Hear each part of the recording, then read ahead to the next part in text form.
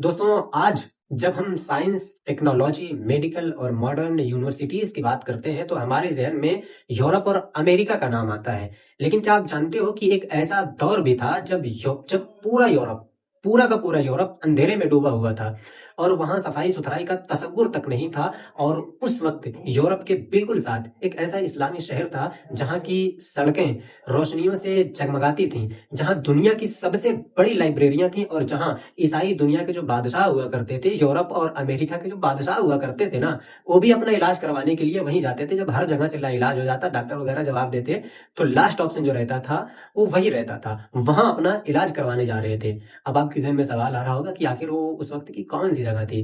तो मैं बात कर रहा हूँ अंदलुस की, जिसे आज हम स्पेन कहते हैं।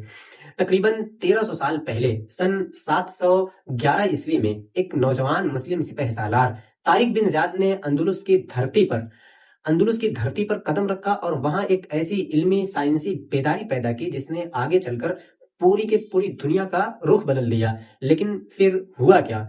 हुआ ये कि 800 साल हुकूमत करने के बाद वहां से मुसलमानों का नामो निशान तक मिट गया। आज की इस पूरी वीडियो में हम इस उसी अंदलुस के इल्मी उरूज और उस दर्दनाक जवाल की दास्तान जानेंगे जो आमतौर पर किताबों में बहुत कम मिला करती हैं। दोस्तों, तारिक बिन ज़ियाद की जो फतह हुई, उसके बाद जब अंदलुस में अमवी सल्तनत कायम हुई, खास तौर पर अब्दुर्रहमान अस्सालिस और अल हकम दोम जो था, उसके दौर की बात है। तो फिर कर्तबा जो उसका कैपिटल था स्पेन का, ये दुनिया का सबसे मुहज़्ज़ब शहर बन गया था।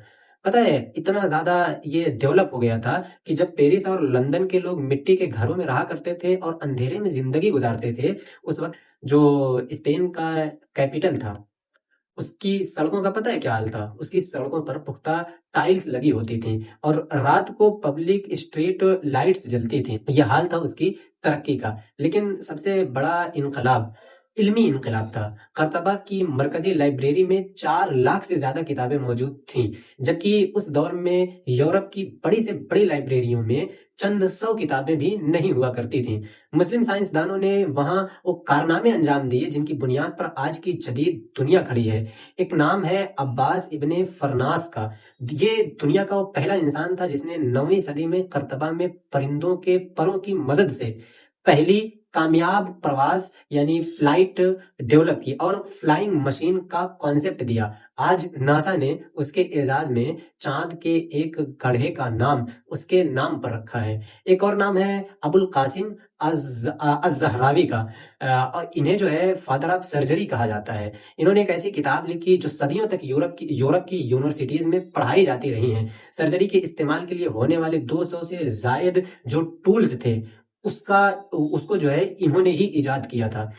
अब ये हाल था उसके नॉलेज का और उसके उस वक्त की जो है टेक्नोलॉजी का। मुसलमानों की इस इल्मी उरूज की सबसे बड़ी वजह यह थी कि उन्होंने इल्म को किसी एक नस्ल या मजहब तक महदूद नहीं रखा था। मुस्लिम अंदलुस में ईसाई, यहूदी और मुसलमान सब मिलकर रिसर्च करते थे। यूनानी फलसफे और साइंस को अरबी में ट्रांसलेट किया गया और फिर उसे मजीद डेवलप किया गया। उस दौर में अंदलुस की औरतें भी इल्म और हिकमत में आगे थीं। तारीख बताती है कि कर्तबा के सिर्फ एक मोहल्ले में 170 के करीब खवातीन सिर्फ कुरान पाक और इल्मी किताबों की खत्ताती और नकल का काम करती थी ताकि इल्म जो है ये आम हो सके। लेकिन ऐसा हुआ क्या कि ये अजीम शान इल्मी सल्तनत क्यों मिट गई? तारीख का एक रूल और एक उसूल है कि ज़वाल जो होता है ये हमेशा अंदर से शुरू होता है। जब अंदलुस के हुक्मरान इल्म, रिसर्च और सादगी को छोड़कर अय्याशी, महल सराओं की आराइश और आपस की ज़मीर फरोशी में मुलव्विस हो गए तो फिर ज़वाल के बादल उनके सर पर मंडलाने लगे। खिलाफत कर्तबा छोटे-छोटे टुकड़ों में बँट गई जिन्हें मुलूकुत तवाइफ कहा जाता है। ऐशो इशरत ने हुक्मरानों को इतना अंधा कर दिया था कि एक मुस्लिम रियासत दूसरी मुस्लिम रियासत को गिराने के लिए ईसाई बादशाहों से मदद मांगा करती थी और उन्हें भारी टैक्स देती थी और इल्म की जगह अब हुआ क्या, अब इल्म की जगह इक्तदार की हवस ने ले ली थी और सरहदों पर पहरा देने वाले जो सिपाही थे, ये महलों के नरम बिस्तरों के आदी हो चुके थे। आहिस्ता आहिस्ता ईसाई बादशाहों ने मुसलमानों की एक एक रियासत पर कब्जा करना शुरू किया और करतबा हाथ से निकलता चला गया और आखिर में मुसलमानों के पास सिर्फ सिर्फ एक किला बचा जिसे हम गरनाता कहते हैं।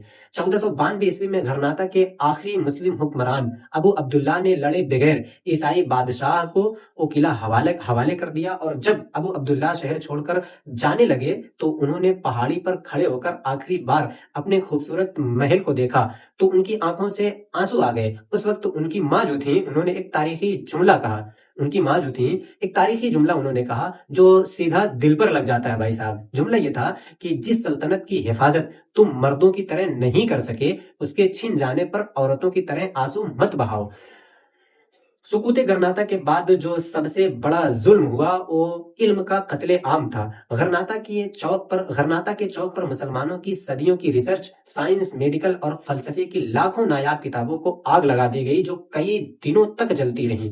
दोस्तों, अंदलुस की तारीख से हमें सीखने को ये मिलता है कि कौमें तब तक उरूज और तरक्की पर रहती हैं जब तक उनके हाथों में इल्म, तहकीक और अखलाक होता है। जब हमने इल्म को छोड़ा तो यूरोप ने हमारी ही किताबों को अपनी जुबानों में ट्रांसलेट करके बहुत सारी चीजें हासिल की और डेवलप की और आज के दौर में उसी की मदद से दुनिया के लीडर बने बैठे हैं। दोस्तों, ये जो अंदुलुस की दास्तान है ये सिर्फ जमीन के एक टुकड़े खो जाने की दास्तान नहीं है, बल्कि ये उस इल्मी वर्जे के खो जाने का मातम है जो कभी मुसलमानों की पहचान हुआ करता था। तारीख हमें याद दिलाती है कि अगर अगर दोबारा उरूज पाना है तो हमें ग्लैमर और अय्याशी की दुनिया से निकलकर दोबारा इल्म तहकीक के मैदान में आना ही पड़ेगा।